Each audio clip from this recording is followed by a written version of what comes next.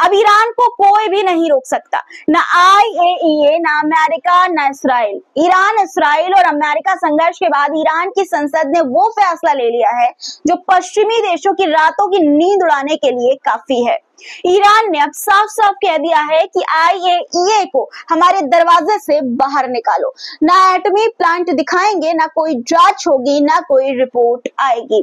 अब ईरान का nuclear programme पूरी रफ्तार से दौड़ेगा। दुनिया की बड़ी बड़ी ताकतें इस वक्त दोस्तों हैरान हैं।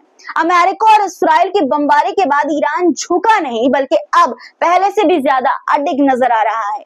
किस तरह ईरान ने अमेरिका और इसराइल को एक और ठेंगा दिखा दिया है, बताऊंगी आपको आगे।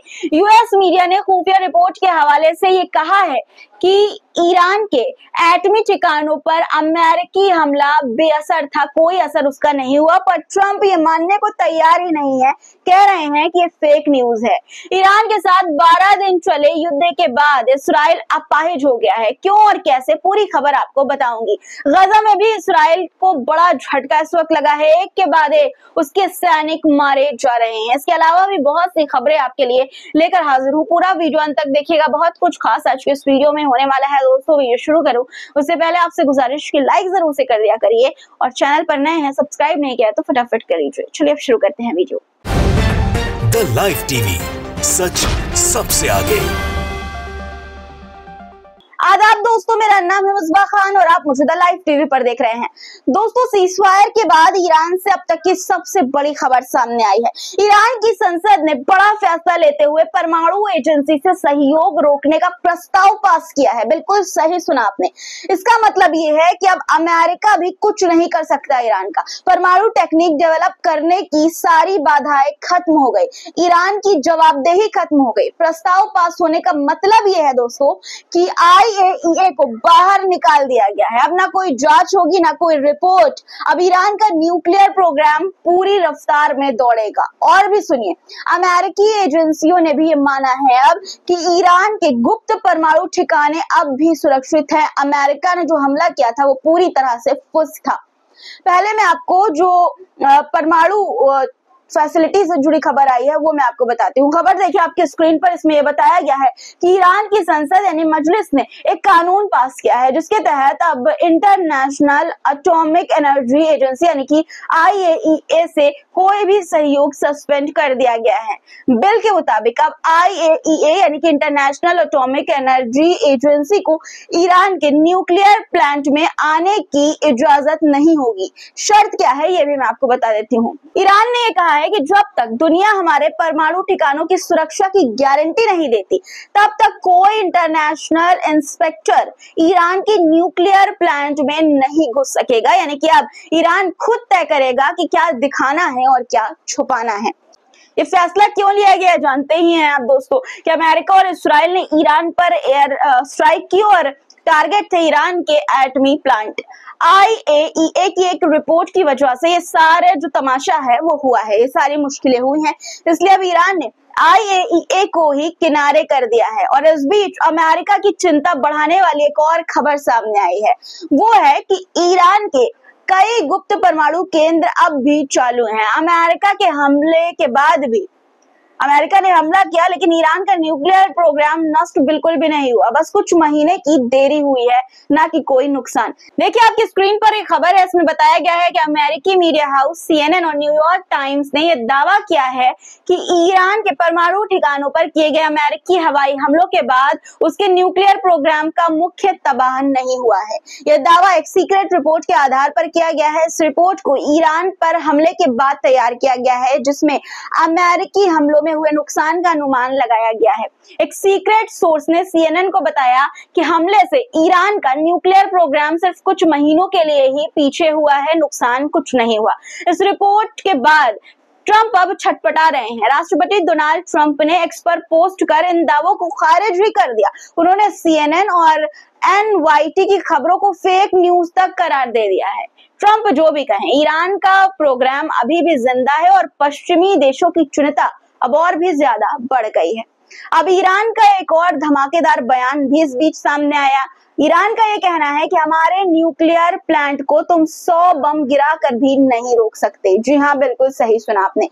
i24 न्यूज पर एक एक्सपर्ट ने कहा कि ईरान का फोर्डो न्यूक्लियर प्लांट बाहर से तबाह नहीं किया जा सकता है, उसे उड़ाने के लिए सैकड़ों बमों की जरूरत पड़ेगी और तब भी शंका है कि वो उड़े भी या नहीं। फिर उन्होंने चेतावनी भरे लहजे में कहा कि ईरान अभी शांत है लेकिन बदला लेगा, और जब लेगा तो ये हमला नहीं इतिहास होगा। और हाँ, ट्रंप की गलती का खामियाजा शायद अब इसराइल को भुगतना पड़े। अमेरिका और इसराइल की कोशिश थी कि ईरान के न्यूक्लियर प्रोग्राम को खत्म कर दिया जाए। नेतन्याहू ने ही दोस्तों अमेरिका को उंगली की थी कि ईरान के साथ न्यूक्लियर डील कैंसिल कर दे, और अब दोस्तों क्या परिणाम उसका भुगतना पड़ रहा है ये पूरी दुनिया ने देख ही लिया।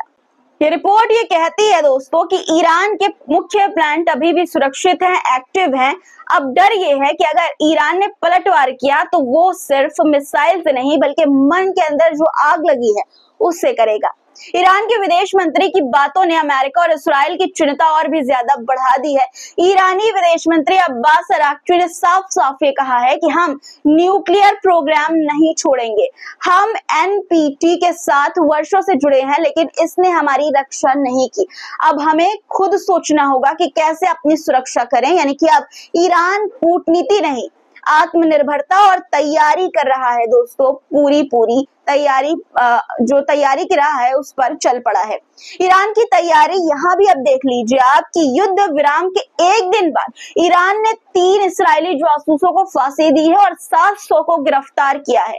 इन सभी पर इस्राएल से संबंध होने का आरोप है। ये जानकारी ईरान से जुड़े सरकारी मीडिया प्लेटफॉर्म नूर न्यूज ने दी है। इन लोगों पर संघर्ष के दौरान इस्राएली खुफिया एजेंसी मोसाद से संबंध रखने और दुश्मन के पक्ष में काम करने का आरोप है। आपके स्क्रीन पर दोस्तों इंडिया टुडे की खबर है, आप देख पा रहे होंगे। दोस्तों इस्राइल चला तो था ईरान को मिट्टी में मिलाने, पर अब खुद अपाहिज होकर लौटा है। खबर है कि ईरान के साथ 12 दिन चले युद्ध के बाद इस्राएली सेना के पास कुछ अहम हथियार की भारी कमी हो गई है, यानी कि हथियार की अब कमी पड़ रही है। ये रिपोर्ट एनबीसी न्यूज ने अमेरिकी अधिकारियों के हवाले से दी है। इसमें कहा गया है कि इस्राएल के पास खास तौर पर गोला बारूद की कमी हो रही है। हालांकि इस्राएली सरकार ने इस रिपोर्ट पर अब तक कोई प्रतिक्रिया नहीं दी है और देगी भी किस मुंह से दोस्तों। गजा में भी इस्राएल को बड़ा झटका लगने की खबर है। 1 नहीं 2 नहीं 7 इस्राएली सैनिक मारे गए हैं। इस्राएली सेना ने खुद ये स्वीकार किया है कि गजा के दक्षिणी हिस्से में फिलिस्तीनी प्रतिरोध बलों ने एक आर्म्ड व्हीकल को विस्फोट से उड़ा दिया। ये इस्राएली सेना के लिए एक और बहुत बड़ा नुकसान है दोस्तों। आप जो है इसे मान सकते हैं नुकसान। स्क्रीन पर देखिए सैनिकों की खबर भी है दोस्तों। ये सारे जो सैनिक है वो 19 से 25 साल के बीच के ही सैनिक है। दरअसल दक्षिणी गजा के खान यूनिस इलाके में फिलिस्तीनी फाइटर्स ने इस्राएली टैंकों पर हमला किया, ट्रूप्स को टारगेट किया गया। तस्वीर भी सामने आई है, देखिए आपकी स्क्रीन पर। दोस्तों गजा के लोग अब भी इसराइल के जुल्म का शिकार हैं। इसराइली बमबारी में गजा के नुसरात इलाके में एक घर को निशाना बनाया गया, उसमें 6 लोगों की मौत हो गई, जिसमें एक मासूम बच्ची भी शामिल थी। वीडियो देखिए आपकी स्क्रीन पर, आप देख सकते हैं कि किस तरह से छोटे बच्चों का जो सामान है और सब कुछ इस घर का तहस नहस इस हमले में इसराइल के हो गया है।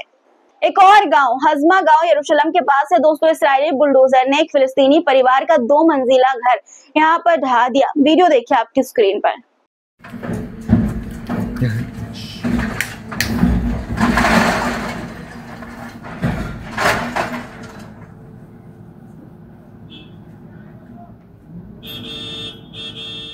यहाँ ना कोई न्यूक्लियर प्रोजेक्ट था, ना कोई हथियार, ना कोई आतंकवादी, बस एक घर था, एक सपना था जो मलबे में मिला दिया गया इसराइल के द्वारा। आज के लिए इतना ही दोस्तों। आज की खबरों पर आपकी क्या राय है कमेंट पे जरूर लिखिएगा। चैनल को सब्सक्राइब नहीं किया तो फटाफट कर लीजिए, लाइक बटन प्रेस करके जाइएगा। फिर मुलाकात होगी, तब तक के लिए अपना ख्याल रखिए। खुदा हाफिज।